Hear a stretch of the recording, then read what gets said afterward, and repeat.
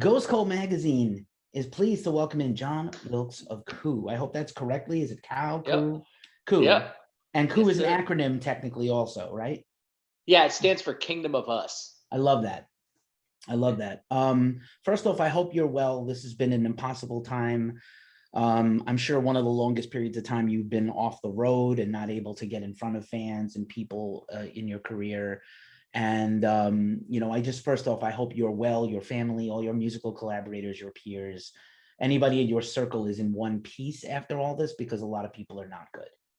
Yeah, absolutely. Like my mother ended up catching COVID, but she was fine. She was only sick for like a couple days, and then it just passed, and she's perfectly fine now. That's the only person I really know that caught it um, directly, related to my immediate family. So Well, thank goodness you don't want to lose your mom. yeah, That's, the matriarch. You need your mom. And yeah, it's just been, I'm constantly thinking about how the entire music industry is evolving. Always anyway, it always was a changing beast. And so, now that we're kind of through, hopefully I see light at the end of the tunnel. I hope that means shows and tours and, getting out in front of people and sharing your message, because I think this is a really important project with an important message, not just like, hey, I got a new song and a video, check me out. yeah, Not just another creative outlet, because you've been, in the business a long time, but like this has got a little more weight to it than you're just that I'm putting out a new band and this is my new thing, absolutely. We teamed up with One Tree Planted on this single in particular to raise money to plant trees around the world. So, it's a very important cause. Some people don't believe in climate change, and that's completely okay. This is not about politics. This is about when you plant trees, it helps our planet. Whether you believe in what's going on or not, that's the whole point of this track, Tranquility, is to find peace with our planet again, because we've been destroying it for hundreds upon hundreds of years. Right, with no stop.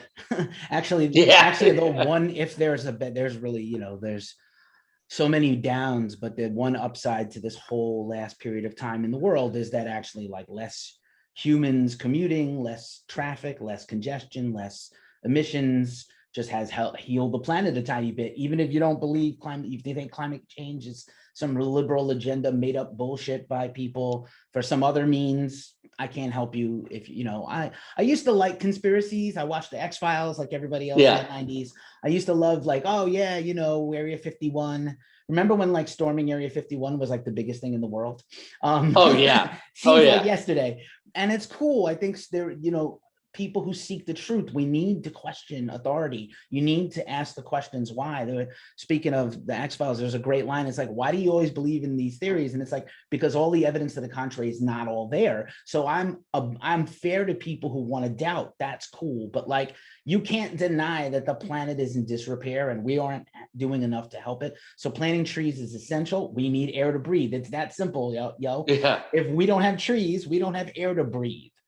And it's not, I like your approach, because really what I'm seeing is such a polarization of people across every spectrum of topic, like the polarization of people, like we can't talk anymore, right? We can't just have a conversation anymore. Like, I don't believe the same thing as you, you're bad. You're bad boy, like admonishing a pet that took a dump on your rug. Like, it's not that simple. People are complex. We all have feelings. We're very dug into our feelings, and and some people are just crazy and wrong, and then other people are just like, you have to reach them somehow, right? We have to reach each other somehow. So I love this approach, man. Yeah. I mean, that you pretty much just summed up the entire project of what I'm trying to do. The whole idea here is for us to reach each other. It's a kingdom of us. So all of the songs that we're writing in this project is things that happen to us as human beings. So that's the whole premise of what we're trying to do with this project. When I toured in Red Jumpsuit, I was with them for, man, forever. And we toured all over the world doing that. And then I woke up one day and I was like, you know what? It's time for me to go Phil Collins. I literally just woke up and I was like, I got these songs and they just keep coming out and they just keep coming out. And I couldn't hold them back. a couple of these songs were written all the way in the tour bus back in 2009 when I was still in Red Jumpsuit.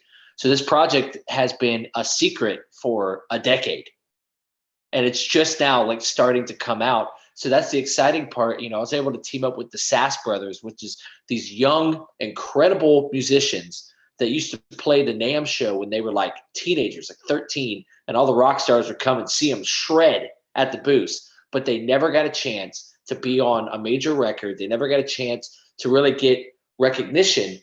So I said, let's do this together. So we did this song together to also present them to the world, which is exciting for me because I want to be able to give back to the younger generations that are coming behind me and be able to give them the opportunities that I got when I was 19 years old, when I signed to a major label, and I was from Jacksonville, Florida, and North Florida. Nobody knew who I was, but somebody gave me a shot. So I want to pass that positivity on.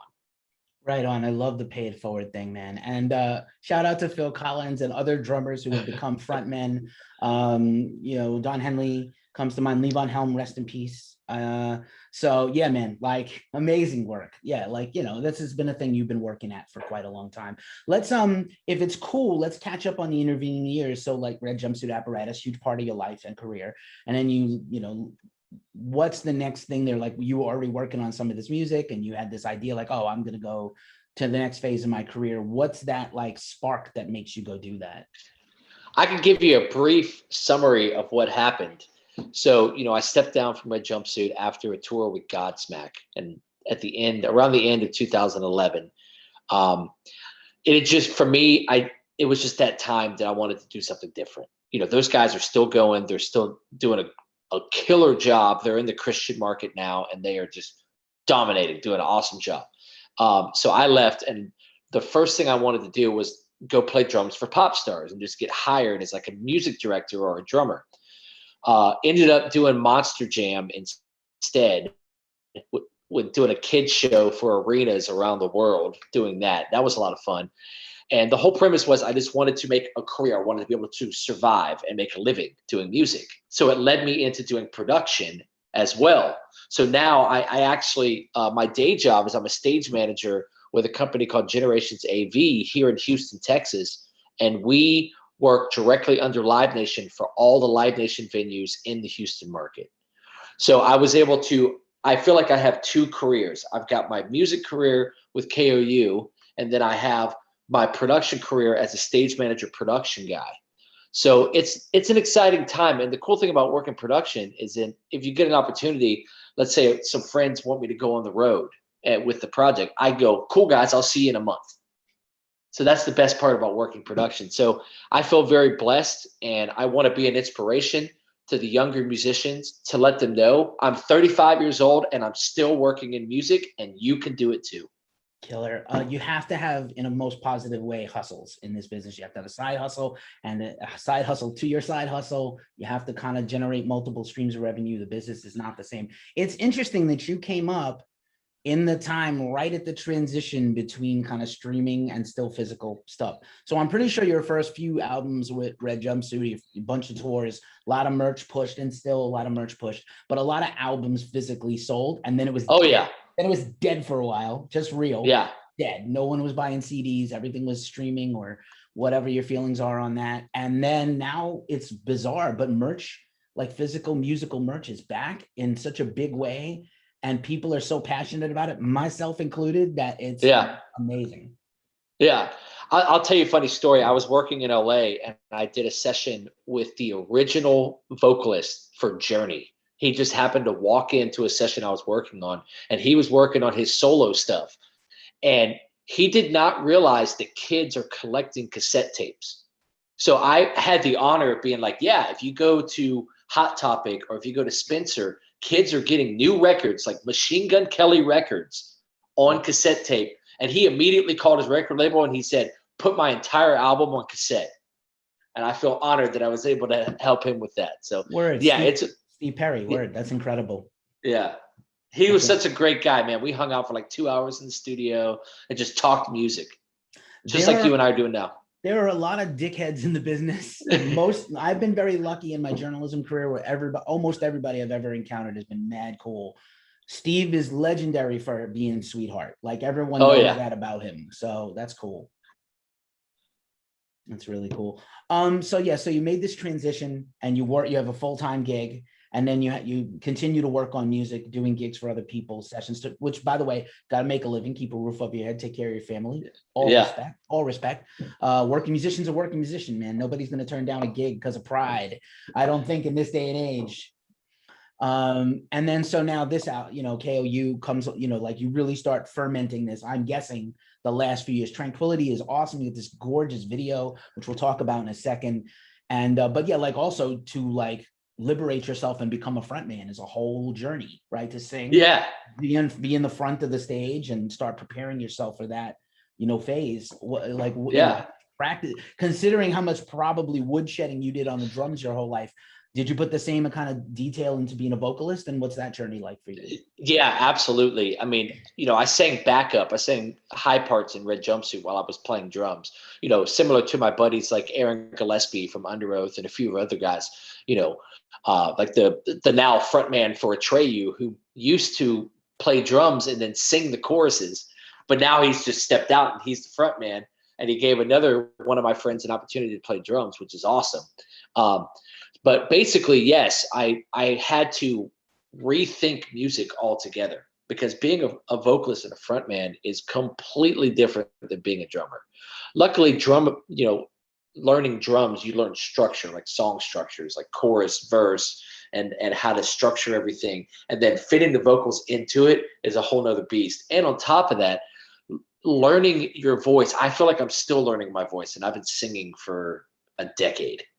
So for me, it's tough because finding that place where how to blend your voice, how to blend your harmonies, and stacking yourself to sound like an army of you is insane. Nice. And I was also going to say, first of all, I was a bass player and a singer. I cannot walk and chew gum without falling down on the floor. So I don't even imagine how you can play drums at the level you did and sing it all. But I imagine probably the biggest shift is breathing, right? Just a whole different mindset. You don't have that. You're not shackled anymore by the kit. You don't have to keep the beat, which can be automatic for you after a lifetime of drumming. So that's got to be really freeing to just have to focus on lyrics and your performance and singing. Yeah, absolutely. I mean, this project has only done a handful of shows with different musicians since it started like a year and a half ago, 2 years ago. So for me, I'm still figuring out how I'm going to do all of this live.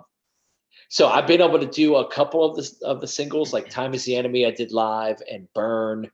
I was able to do at Imagine Festival 2018 in front of, I think it was 30 or 40,000 people. I was allowed to premiere the project. I was playing drums with an EDM artist named Leah Culver, who's amazing. And we decided to switch because she plays drums. And she's like, you got a new project and I want to play drums. So in my set, we're going to switch and you're going to premiere yourself to that audience. And I went, let's go. So we did it and it was fantastic. I was able to, show the project to a bunch of people that had never heard it before. They knew who I was because of Red Jumpsuit. But when I stepped out, that's when they went, wait a minute. And they all Google searched. And luckily I had a website and I had like one or two singles on like SoundCloud or something at the time. There was nothing on Spotify yet. We didn't release anything on Spotify until 2019. So this is still a new project.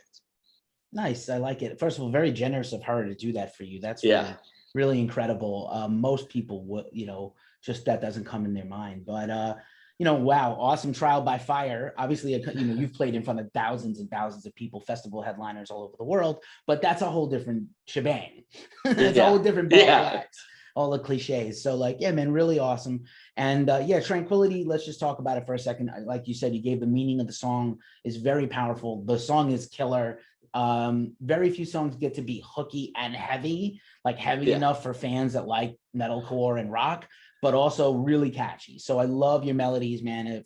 You were singing backup all those years. Obviously, your ear for hooks is very conditioned well.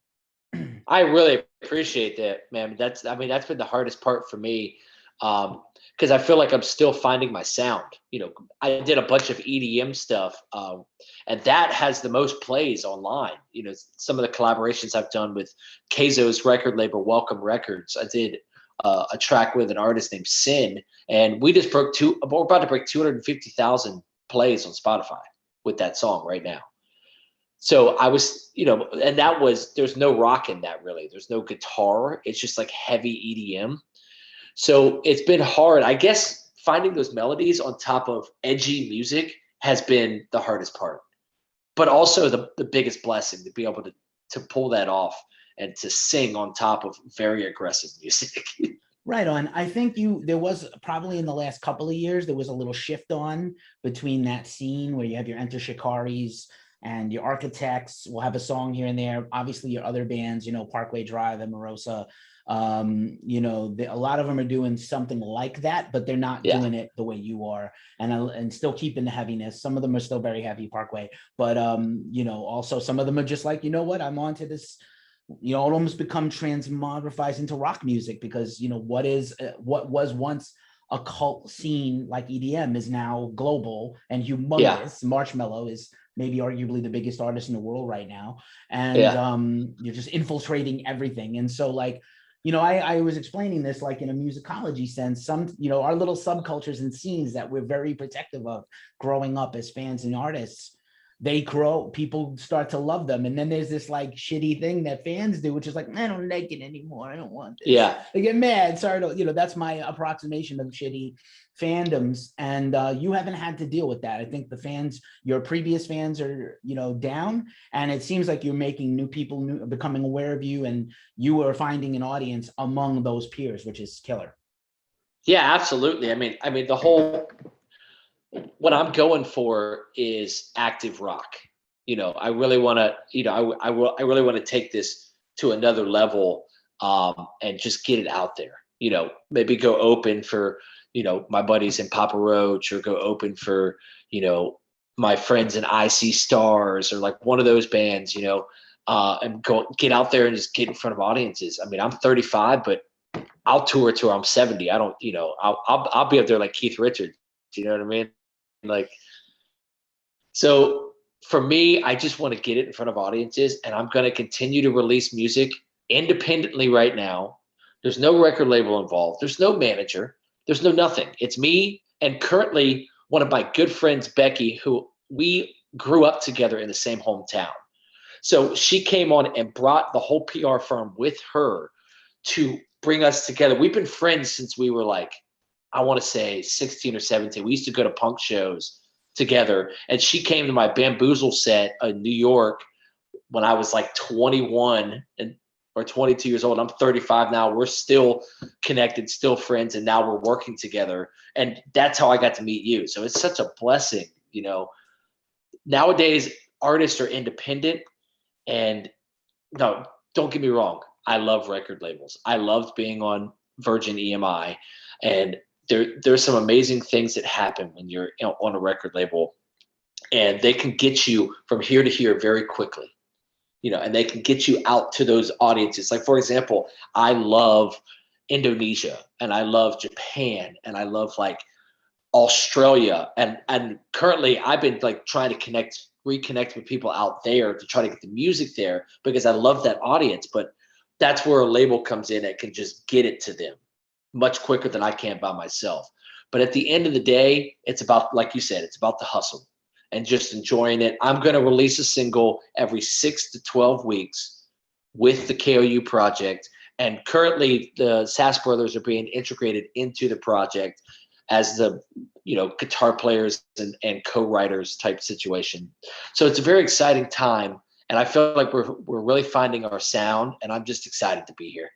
Awesome, man. First, shout out to Becky Black and Cosa Nostra, PR, one of the greatest firms in the world at what they do. PR, I often say, is the glue that still makes the record industry hum and happen. And I've done a little DIY PR. It's really hard. So anyone who's doing it at a high level, respect and amazingness. And man, realistically in this day and age, labels are great. they come with, you know, a lot of lawyers, red tape and strings and other things. And other than distribution, I feel like this is a very artist centric time. So like whatever your vision is, you almost can get all the way there as a DIY artist. And the finish line of mass awareness, you need a professional PR, you need good social media and all the things that go with it. You need content like your incredible video, which we're going to talk about one more second, I promise. And, you know, and you need the distribution, which you can get now. Like there's a lot of little indie label, like specialty labels and boutique labels popping up with worldwide distribution through, you know, companies. So I don't know that fans know all that or want to be here for that in this conversation, but awesomeness for you. And I'm really, I think that's a great approach. Constant new music. This is a singles and Spotify culture, unfortunately. Fortunately, however you feel about it. And yeah, man, that's great. I'm looking forward to more new music soon. This is great. Tranquility's been out for a hot minute. Now let's talk about this video, because this video is incredible, right? So it's not just a cool performance video. There's this like incredible layering that's done. You know, whether it's the director, your vision, whoever's. People need to see this. We're going to link this below. I want everyone to see this video and then watch us chat or whatever. So yeah, man, let's talk about the Tranquility video. So our director, man, I am the master at just sending dry emails and finding people and just going, hey, you want to work with me? Let's do something together. And I was lucky enough to team up with Lance, our director. And I told him from the beginning, I said, listen, man, we are DIY. I don't have a huge budget. I'm not going to have a huge budget, but I want your creativity. So you tell me what you want and we will make this happen. So that vision is all him and it's amazing. All I told him was, I want to come in as the executive producer, meaning I will collect all the climate change footage myself. So I went and I sent him like 40 or 50 clips of royalty-free climate change footage that I found from all over the world, you know, from like buildings collapsing in Japan to like, you know, the glaciers melting, like all of that. I went and collected all of that. I wanted it to be an easy process for him because he's working nonstop. I mean, since he agreed to do our video, he has done and released at least 5 to 10 videos for other artists and much bigger artists. He did stuff with Slaves recently and another band that's starting to blow up. I can't remember their name right now, but they were just added to like Sirius Radio onto the main like metal show for that, and like all these. So he's doing a lot of incredible things, but I cannot tell you enough that this vision was all him. Like we shot this thing remotely. I shot my part here in Houston, Texas. The Sass Brothers shot their parts in Chicago. And then Lance edited it in Phoenix, Arizona, if that gives you any idea of what we're dealing with. So we all shot on a white background, and he brought the whole vision together with that climate change footage that I sent him and created that, which still blows my mind every time I see it. That's awesome, man. And again, it's not just a catchy track and it's not just a meaningful song to you personally. This is really important. This video is important for people to see. This concept is important, and I really love like just kind of creating a bridge to other people. Open this conversation up, like open up this conversation. Please open up this conversation. I do think it's really amazing that two things that I've seen as a result of the last year and a half is it's opened up a lot of opportunity for sharing and giving and paying it forward, like you talked about doing. And also just if you want to create awareness for a thing, you know, Pearl Jam, arguably one of the biggest bands ever, puts an album out with not even their name is on the cover. It's just a polar ice cap melting, just a photo. Like if you don't believe this, that's cool, but here's some evidence you can't deny. I understand photos can be faked and people are insane, but like, no, it's not fake, it's real. So thank you for doing this, first of all, like being so passionate about this, really important. We need artists to step up about a lot of topics, not just this one, but I'm really glad you're not, you know, afraid to step up and put yourself out there. And it seems like your audience is following. It seems like a lot of groundswell is building for this. So thank you. Yeah, absolutely. I feel like there's not any rock stars anymore. That there's so much vanity that's coming out in music nowadays. Every song is about like, oh, there's a girl that I love and she doesn't want to be with me, or I'm losing my mind, or me. Like, and to me, I was just like, we need to do something musically to bring awareness to what's going on that all of us are seeing and all of us are going through together. Like, we need to help each other out, and we need to stop focusing so much on vanity and so much on like these, I hate to say it, but these songs are just meaningless. I mean, it's cake with too much icing, if that makes sense.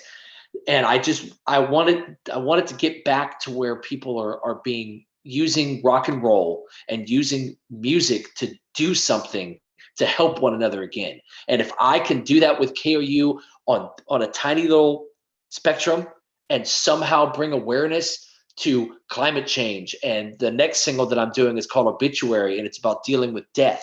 And it talks about how when someone dies, death is a doorway, and I'll be waiting for you on the other side, meaning that whether you believe in Christianity or whatever religion you believe in, it doesn't matter.